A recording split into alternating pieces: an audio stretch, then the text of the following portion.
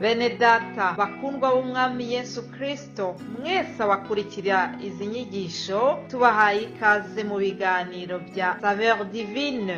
Ibi biganiro mu bitegurirwa n'abavugabutumwa bwiza batandukanye, akaba ari umuhamagaro ugendera ku ijambo ry'Imana byanditse mu gitabo cy'ubutumwa bwiza uko bwanditswe na Matayo ibice 24 umurongo wa 14. Kandi ubutumwa bwiza bw'ubwami buzigishwa mu isi yose ngo bube ubuhamya bwo guhamiriza amahanga yose, nibwo imperuka izahera ko ize. Ibi biganiro mubikurikira ku channel ya YouTube yitwa Saveur Divine. Tubifurije kugubwa neza. Imana Data ari nayo So ibaha umugisha.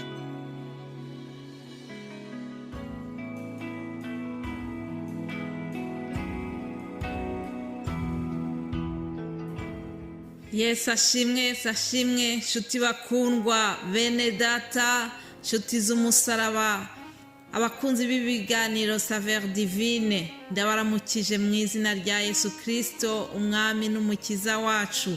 Amahoro ya Kristo naganze mu mitima yanyu aho muherereye hose. Nishimiye gutangira iki cyumweru, nishimiye yuko Imana yaturinze. Ndizera yuko nawe aho uherereye wabonye uburinzi bw'Imana kuri wowe. Rero nkwifurije gutangira iki cyumweru neza, nkwifurije kuba mu nsinzi ya Kristo. Reka turebere hamwe amagambo meza tubona muri Zaburi mbere yuko dukomeza iki kiganiro cyacu. Dusome amagambo yanditse muri Zaburi ya 127 ngo ni indirimbo ya Salomo y'amazamuka. Ngo Uwiteka iyo atari we wubaka inzu, abayubaka baba baruhira ubusa. Uwiteka iyo atari we urinda umudugudu, umurinzi abera amaso ubusa. Wowe unyumva, ndizera neza yuko kuba ufite ubushobozi bwo kunyumva, kuba nanjye mfite ubushobozi bwo kuvuga nkabumbura umunwa wanjye ukumvira ijwi ryanjye, ni ikimenyetso cy'uko hari uburinzi bw'Uwiteka bwabaye kuri twebwe. Imana ishimwe. Ndashimira Imana yuko itubereye maso. Bene data, ndagira ngo mbibutse yuko kuva umunsi twafashe icyemezo cyo gukurikira Yesu Kristo, kuva umunsi twiyemeje kujya muri iyi nzira y'agakiza, icyo gihe niho twasinye kuba mu intambara turwana n'umwanzi wacu Satani. Umwanzi wa mbere dufite ni Satani, ahora kubita agatoki ku kandi, ababazwa nuko twamucitse. Rero uyu munsi kuba wowe nanjye tugihumeka nuko Imana yaturwaniriye. Ntabwo ari uko Satani yacecetse, ntabwo ari uko yananiwe, oya, araduhiga umunsi nijoro. Ariko ijambo ryarambwiye ngo nta ntwaro bacuriye kukurwanya izagira ikigutwara, kandi ururimi rwose ruzaguhagurukira kukuburanya uzarutsinda mu izina rya Yesu. Ndashimira Imana yuko intwaro zose Satani yari yacuze zo kugira ngo ziturimbure muri iyi minsi yatambutse ntacyo zafashe. Imana ishimwe.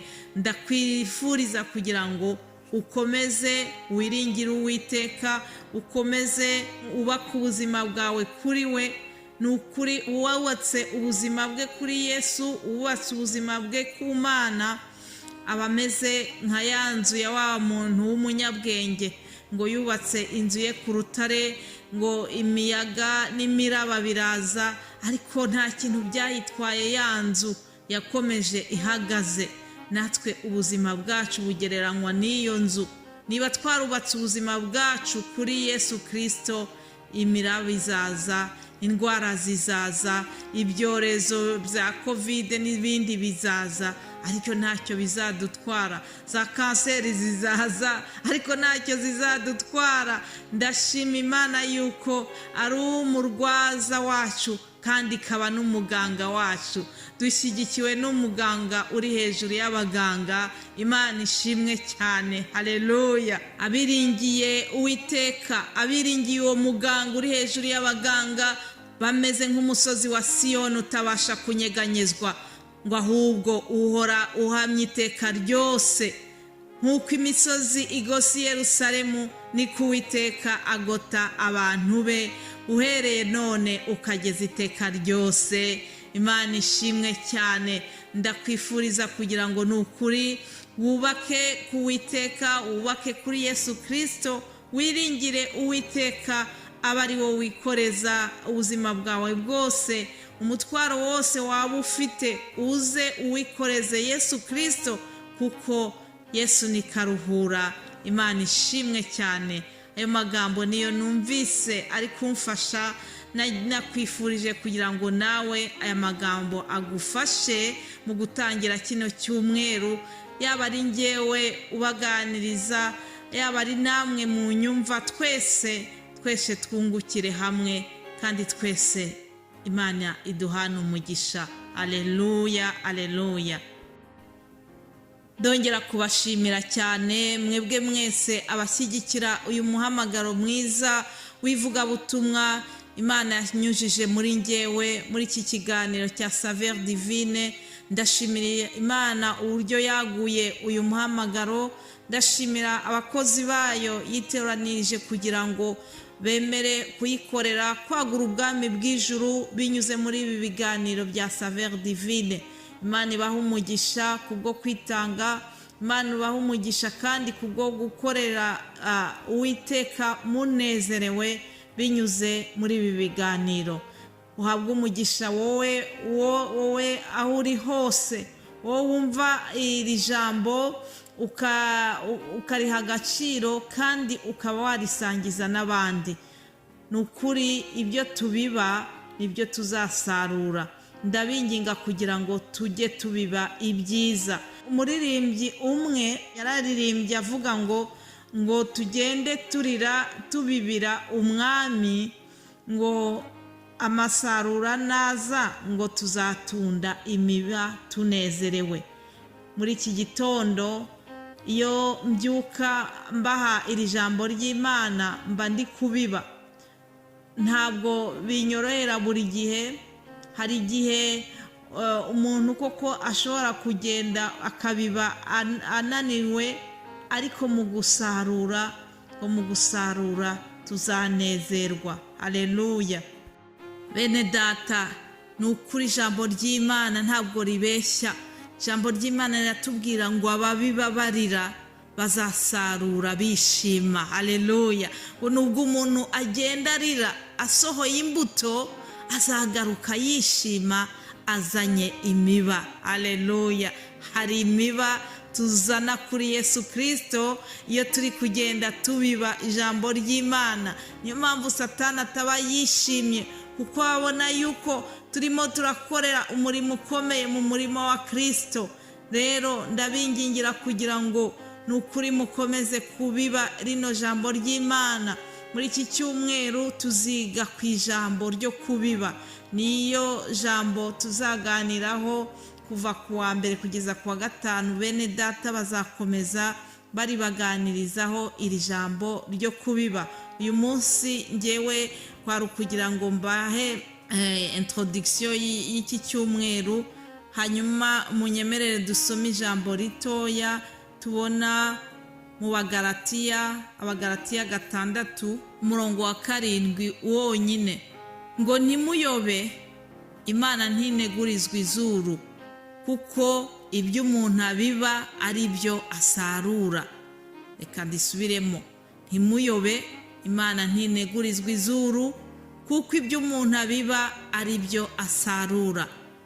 Mwene data uri kunyumva, mbese ubiba imbuto zimeze gute? No mu buzima busanzwe bwa buri munsi, umuhinzi wabibye akabiba ibigori aba yizeye ko azasarura ibigori. Ntabwo ushobora gutera ibirayi ngo nibucya witegure yuko uzasarura amateke. Oya, ibyo umuntu abibye nibyo asarura. Ntabwo wabiba urumogi ngo wizere yuko uzasarura itomati. Oya. Bene data, ndarangiza kino kiganiro mbahendahenda kugira ngo ni ukuri duhagurukire dushakashake uburyo bwo kubiba ibyiza, dushake uburyo bwo kubiba ineza.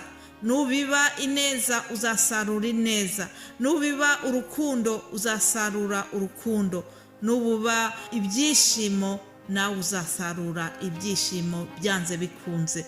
Icy'ingenzi ni ukumenya ngo mbese ngiye kubiba iki. Rero ndabinginga kugira ngo tubibe ibyiza. Wa mudamu wo muri Byakozwe n'Intumwa igice cya 9, Dorokasi, yari yarabibye ineza muri bagenzi be, yari yarabibye urukundo muri bari abapfakazi. Hanyuma Dorokasi amaze gupfa kubera ibyiza yari yarabibye, bararize, baragenda barira Petero, bamwereka amakanzu uriya mudamu yari yarabadodeye, baramuririra. Maze Petero nawe akoreshejwe n'imbaraga za Mwuka Wera aragenda arasenga, aramuzura, arazuka. Haleluya! Bitewe nuko uriya mudamu yari yarabibye ibyiza. Rero ndabifuriza kugira ngo nukuri twige kubiba ibyiza, natwe nibyo tuzasarura. Bifurije kugira icyumweru cyiza, une très bonne semaine mwese. Yesu aduhana umugisha. Ni mu izina rya Yesu Kristo mbasangije iyi nyigisho. Amen.